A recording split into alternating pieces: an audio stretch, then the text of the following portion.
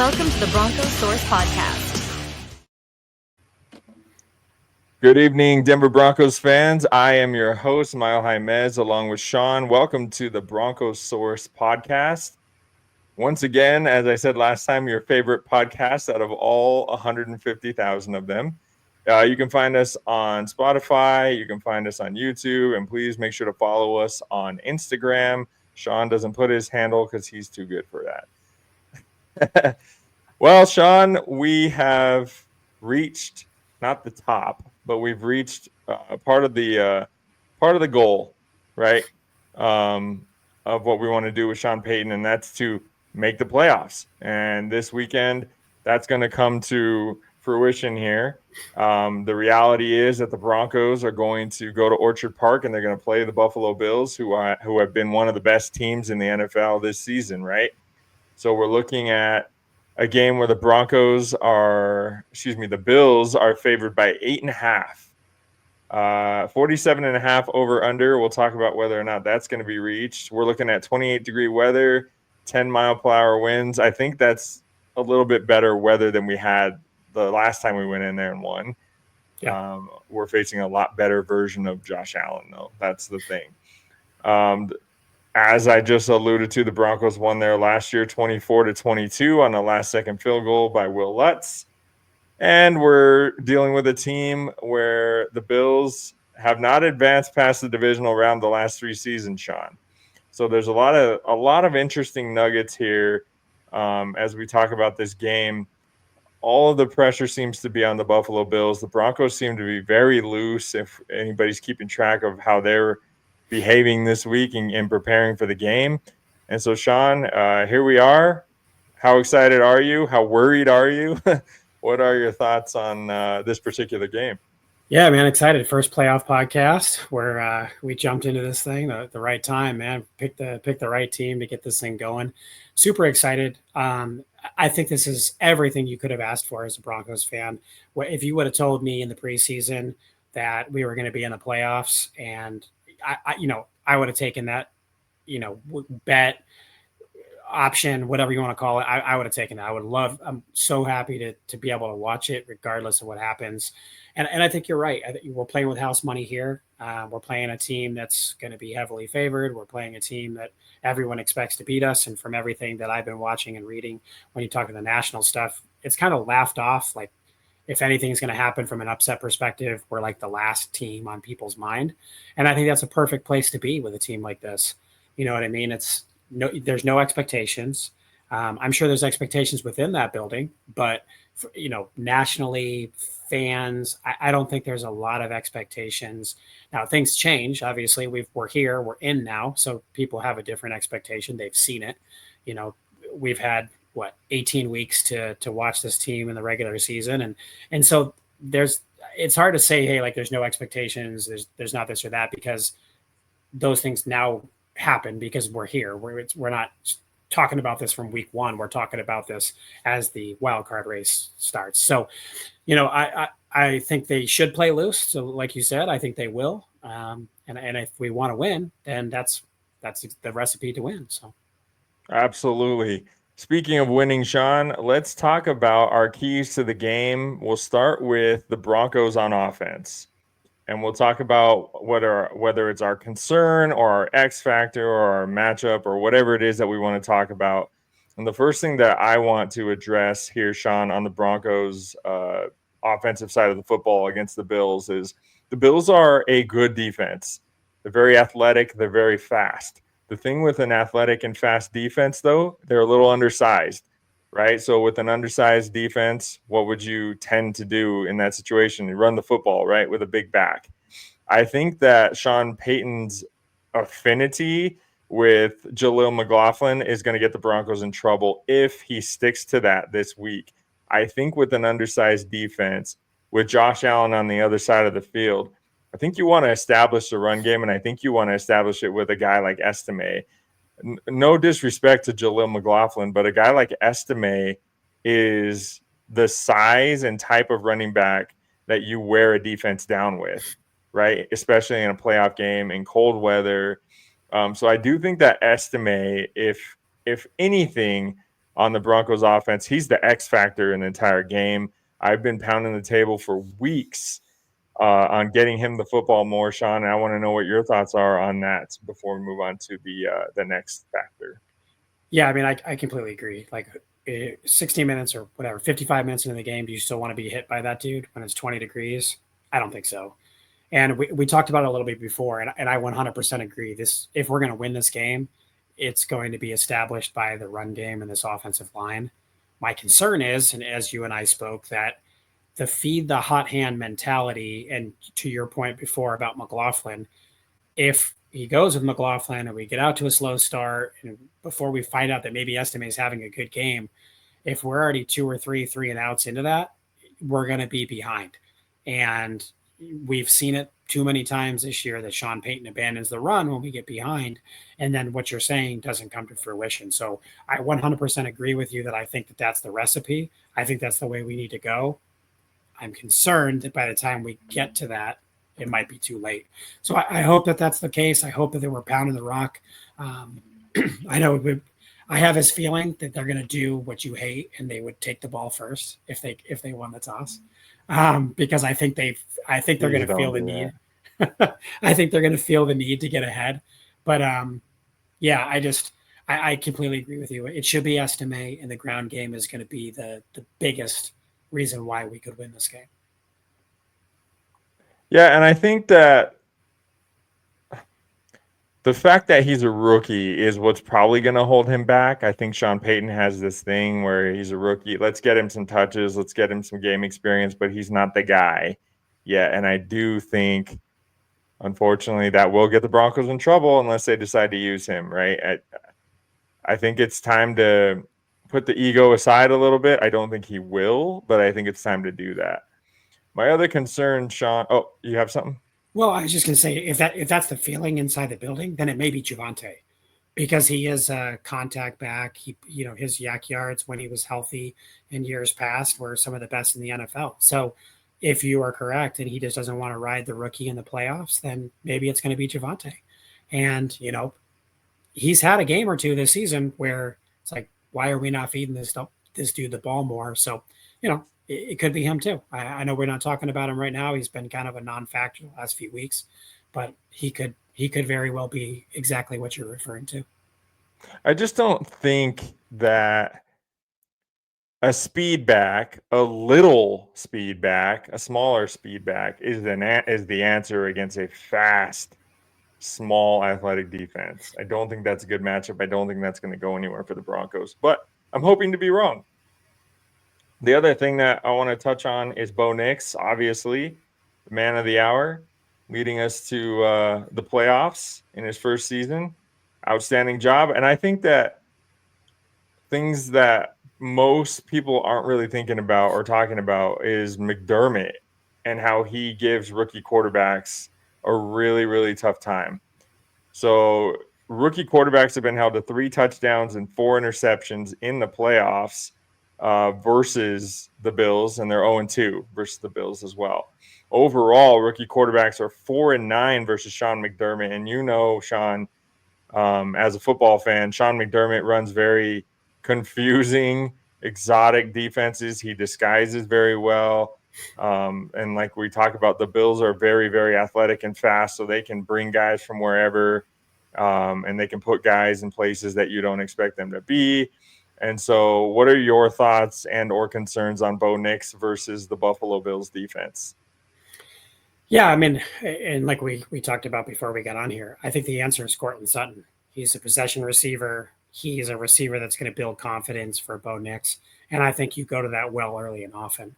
I think in the pass game, however, we can get him involved. They're going to do their trick plays with Mims. They're going to use him for those screens, his running plays and things like that. We know that. But there's just something about Courtland Sutton, man. When they get him the ball and he's making those difficult catches and he's moving the sticks, I think that's the key for Bo Nix in the pass game. When you refer to Bo as, I think in general, obviously the play action, and he's going to have to use his legs just like Josh probably will if we're going to have a shot too. So, but I think in the pass game, Sutton's the answer. He's the answer to as many questions as you need to ask. Throw him the ball and throw him the ball a lot. Yeah, I think the one thing that the Broncos do struggle with on that note, Sean, is when teams do go play man coverage against them, I think they struggle to get open. I think that I don't know the statistical data on separation rate at this point in the season for the Broncos. I don't think it's very good. When you watch the tape, it's very easy to see that teams they challenge the Broncos in man coverage, and I think the Bills have seen more man coverage than anybody. But I wouldn't be surprised if the Broncos were up there in the top 5, top 10 as well. So that could be an opportunity for the Broncos to take advantage of. But that is going to lead into your key for the game, Sean, and that's the Bills stacking the box against Bo Nix and getting the ball to Cortland Sutton, as you just touched on. Yeah, yeah. I mean, my expectation is for them to do that. As a defensive-minded head coach and a rookie quarterback, to me, in my mind, the easy answer is, well, let's just see if he can. Maybe there's a halftime adjustment or something like that. But if I'm a gambling man and I'm that guy, you know, I'm going to see if he can beat us. I'm not concerned with a rookie running back. If I'm the Bills, I'm not concerned with a smaller running back. I think we can handle that with our front seven. Maybe we'll bring a safety down into the box and things like that. But I do think that they're going to challenge him to beat them with his arm. I think they're going to try and make sure he doesn't get out of the pocket as well. But that's really what I think is going to be the game plan for the Bills. I think they are going to do what they want to do on offense. I don't think they're going to. I know we're going to flip to the other side of the ball, so I don't want to go too much into it. But I feel like they're confident in their offense, so they're going to try and make this adjustment and see if Bo Nix can beat them. Yeah, we differ on that, Sean, because I don't think that that's the way Buffalo plays defense. I think they're a very preventative defense in terms of not allowing explosive plays over the top. They want you to catch it underneath. They want to rally to the football. They want you to make a mistake. They want to rip it out of your hands. I don't think they'll be changing that this week, but I wouldn't be surprised, right? I wouldn't be surprised if they said, Bo Nix, you're going to beat us today. And that's it. That's the bottom line. So I'll be interested to see. But if the Bills play that style, the Broncos need to take everything underneath that is given to them and work their way down the field. Number one, that's going to eat clock. And number two, it's going to allow Bo Nix to get comfortable and get some easy completions, especially early in the game when we really, really need him to get off to a nice start, right? Yep, exactly. Yeah, I think that's exactly it. Maybe get a little play action and stuff if they're going to stay in the defense that you're, speaking of and what they're known for or what they've done this year. Obviously we've got film on that, and hopefully they're prepared for that. If they do stack the box, like I think that they might, then we'll see what our adjustments are, because we haven't always made the best adjustments when things don't go our way. So or any adjustments. Yeah. So it's interesting. And there's so many factors when you're playing such a good football team. So it could go any way with those things, and maybe we see both. Maybe we see some stuff where they're stacking the box, especially on early downs, and then they go to their more traditional stuff and just allow Sutton or Troutman or whoever to catch that stuff underneath and just not let Marvin Mims beat him over the top. It's. I'm excited to see it too. Well, I'm interested to see who's here and to see what we see. But it's the run game. Whatever happens is the run game. Whatever they try to throw at us, if they load the box, you pay this offensive line money, create some holes, and let's run the rock, because we have to. Absolutely. And that brings us to the other side of the football, the defense, and the biggest, scariest factor in the whole game, which is Josh Allen. Keep that dude off the field. I thought you were going to say Von Miller, but that's not 2015 or 2014 anymore. Yeah, Josh Allen, the probable MVP winner, right? And the Broncos and it's not stubbornness, but they really love to play man coverage, right? And that's fine against the Bills receivers who don't scare us. We've agreed on this, especially when Moss and Surtain are both playing. It's whatever. The problem is Josh Allen, Zach Allen. That's our guy. Josh Allen will have the ability, he'll have the opportunity, right, to take off when there's man coverage. So the problem for me is going to be, can the Broncos contain him in the pocket? Because we talked about this before we started the podcast. The Broncos have this tendency to close in on the quarterback and not, and lose contain. And so you can't do that against Josh Allen, because we saw it against Herbert and he ran for 20 yards on one play or whatever. This guy can take it to the house.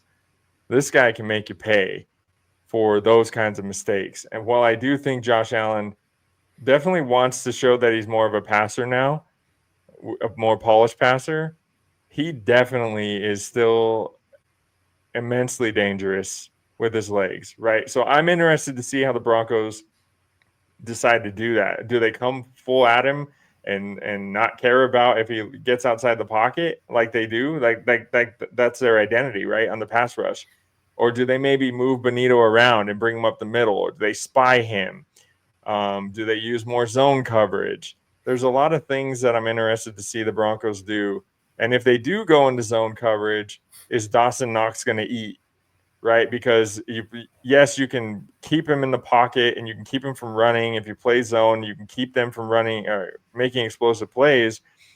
But as we saw against the Bengals and the Chargers, that can eat you alive on third down with the tight ends, Sean.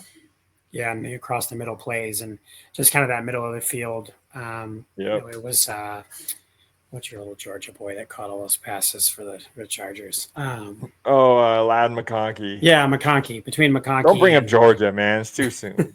Sample and Gesicki, the way they did that zone. So, and you hit it on the head. And I think when you lose contain and some of those things, they got to the quarterback so often and they wreaked so much havoc this year. I think that gives you the tendency to be like, well, I'm going to get there, so, exactly. Forget the contain or whatever. But we saw what Lamar did to us. We saw what those plays that Justin Herbert did to us. And Josh Allen's that dude too. He's not as fast as Lamar, but I think he's in kind of like one of those mission years where, like, if he has to take off and it's a matter of them getting a first down or advancing in the playoffs or things like that, he's going to run. He's big, it's cold, whatever those things are. So, we talked about it. And my whole thing is the opportunity and the chance for us to win this game, I believe, lies in the front seven of the Broncos defense. And if we can keep him in the pocket, make him uncomfortable, maybe get some sacks, and ultimately get one of those opportunistic turnovers that have won us some of the games that maybe we didn't have any business winning, I think that's going to be the chance. We talked about it beforehand. If we're even or behind in the turnover battle, I just don't think this game can go our way. So I really, really, really think that the front seven, they have to get there. They have to take away those throwing lanes because they have two really strong tight ends. And you said it, as far as the wide receivers, there's not a receiver that Surtain has to follow. They can stay on their sides. They can both cover either Coleman or Cooper. I think they're both capable of doing that. So I really think, and maybe that turns into some coverage sacks, if they're able to do those things. But it's, to me, this entire game, my prediction, everything about it hinges on the front seven of the Broncos defense.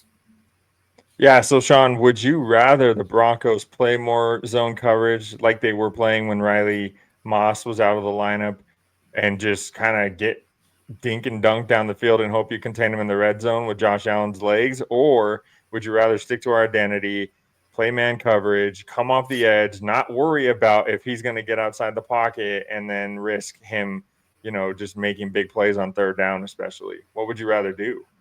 Pin your ear back and let it go. I mean, to me, that's who you are. That's who you've been. Live and die by it. This is your last opportunity. You proved you led the league in sacks. Zach Allen's been fantastic in the middle. Just go with it.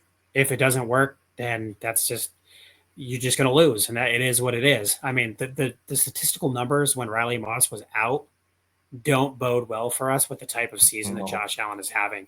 He's protecting the football. You've seen the stats. I mean, he's an MVP candidate. He's an MVP front runner. I don't think you can give him those opportunities because he's going to move the chains. And James Cook are dangerous in the red zone. I just don't think that you can do that Vic Fangio bend but don't break in the red zone type of defense. It's not Vance's identity. That's not what got us here.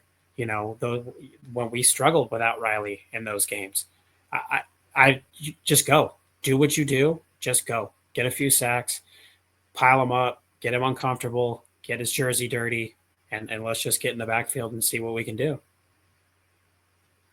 Yeah, I think you're right. I would rather the Broncos just stick to their identity, and if it works, it works, and if it doesn't, at least you did what you're good at, right?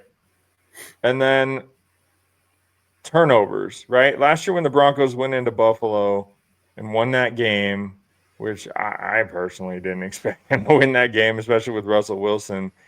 They have a better quarterback this time, so they have a better chance. But the Broncos created a turnover on the very first play of that game. If you remember, Cook got stripped by McMillan.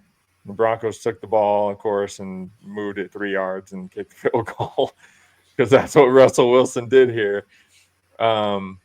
But then they picked off Josh Allen as well, and then there was a fumble on an exchange between Allen and Cook as well that the Broncos recovered. I think it was Singleton. So the Broncos created 3 turnovers in that game and still barely squeaked it out with a field goal at the end, and only because the Bills had 12 men on the field, right? So how many turnovers do you think the Broncos have to create in this game, Sean, in order for them to win it? And do you think that those turnovers will actually result in points if the Broncos are able to do that? Yeah, I think the number is 2. And if we turn it over, it's going to have to be more.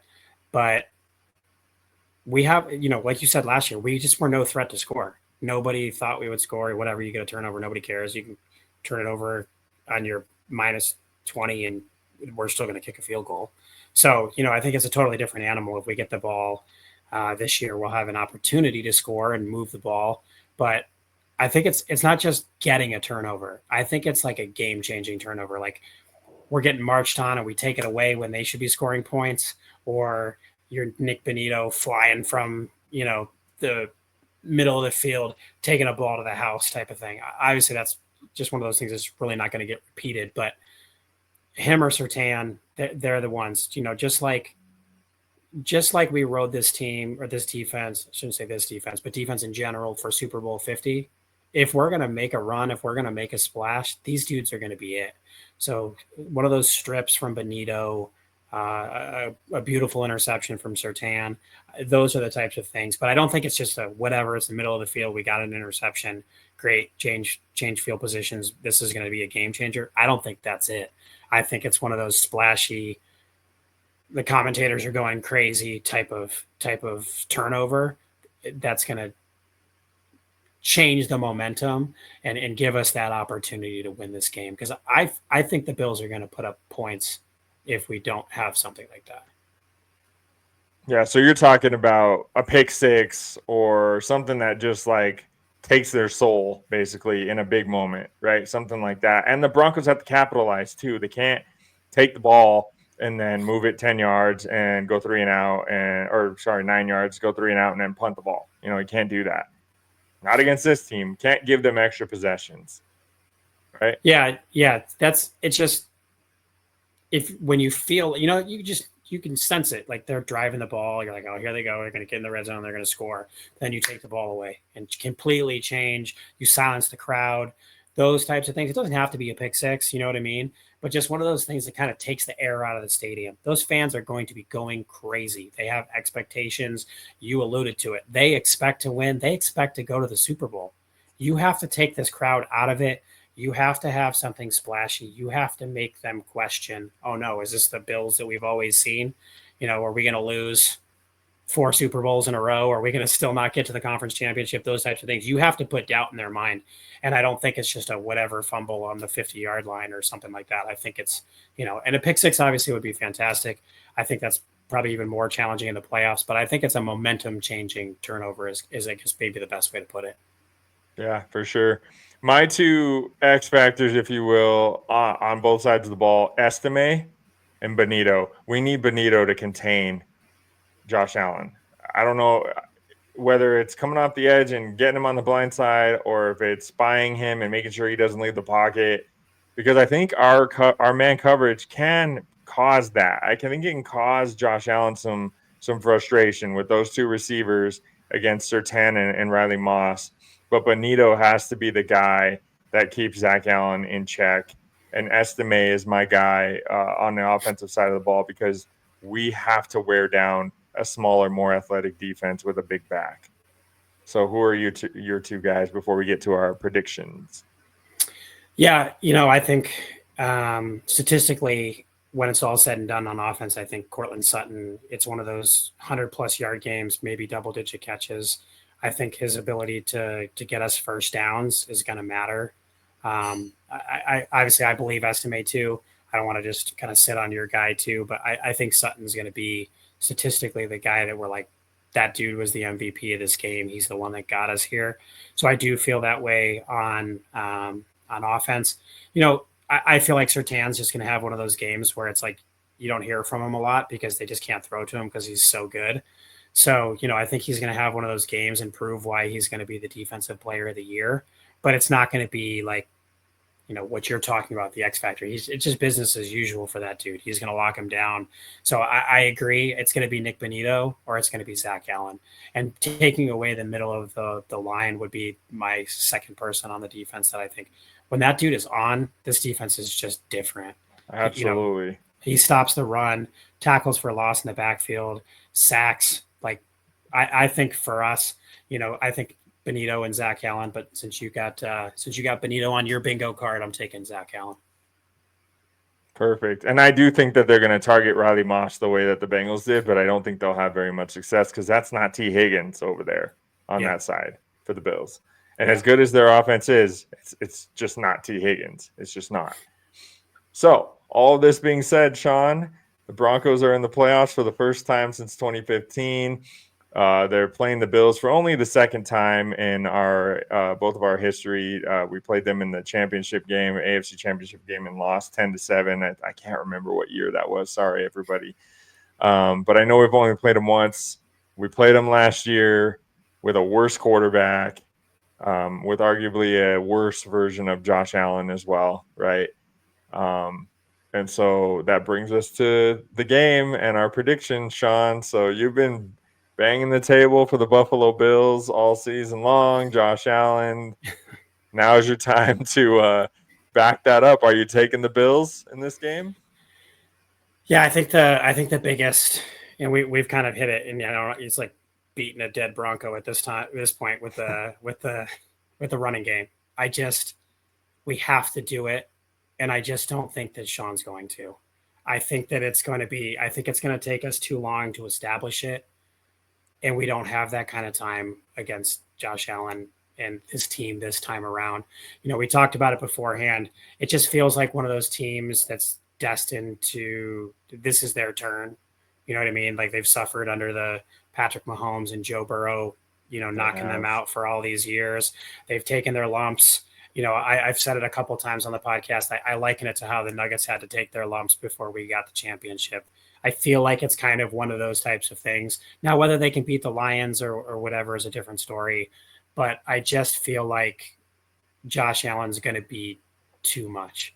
I feel like, that Justin Herbert thing, I thought we had that Chargers game, and then we lose contain, and he just like walks to a first down and we lose.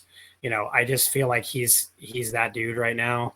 I feel like he's going to win the MVP, and I think he's going to, I know it's a regular season award, but I just have this bad feeling that he's going to stamp it on this weekend and try and kind of take that from Lamar as it's close. And I know, these guys are not supposed to factor in the playoffs, but he just feels like he's having that type of year. Now, if the front seven does what we've been talking about and they get that turnover, it's going to be close. It's going to be a fourth quarter game, and then it can be anybody's game.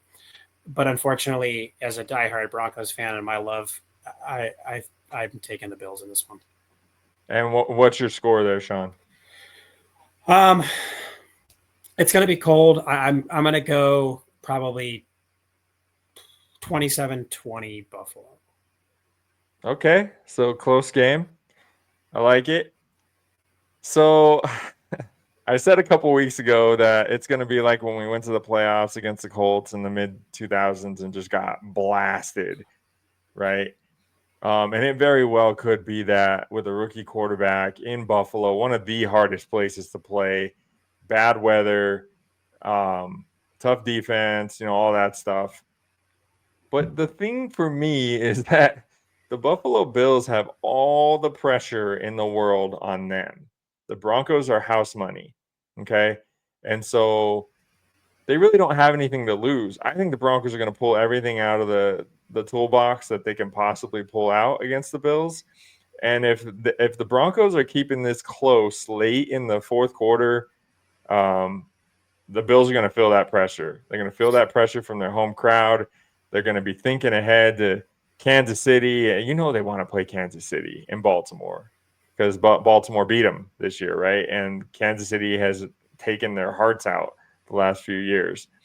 I do think that the Broncos can take advantage of these things if they do the right things that we've been talking about, running the football, causing turnovers, not letting Josh Allen get out of the pocket. I think Buffalo is very, very beatable for the Broncos. I think it's a good matchup for the Broncos. And I may be as delusional as they get, but I'm going to take the Broncos in this game because I don't believe in the Buffalo Bills. I just don't.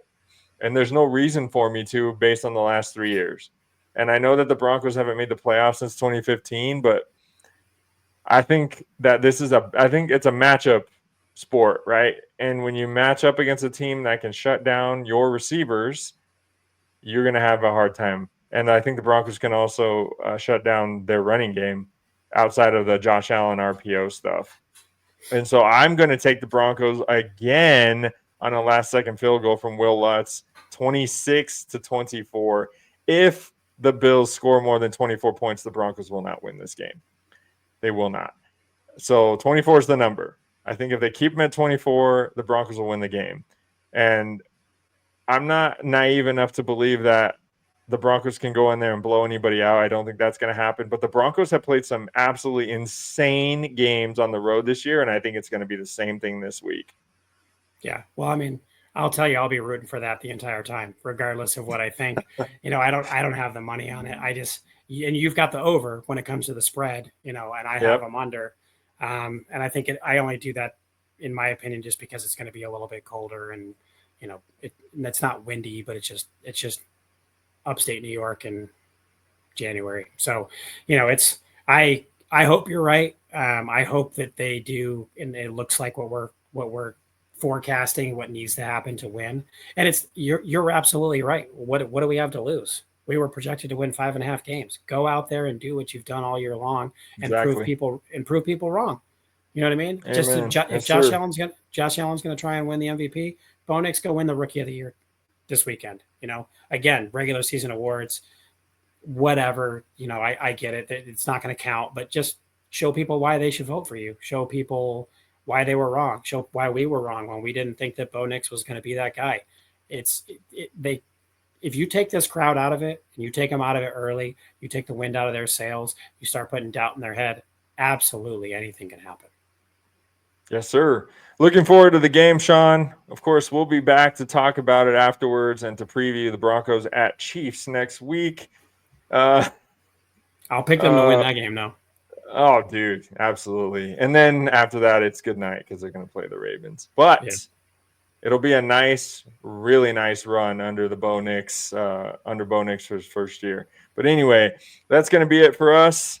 Thank you guys for tuning in. Catch us after the game. Catch us all off season long at Broncos Source on Instagram. Catch the podcast on YouTube and Spotify. And make sure to just keep tuning into us because we got good stuff for you guys coming this year. And we're hoping that the Broncos get a good win. So thank you very much. Go Broncos. Talk to you soon. Go Broncos.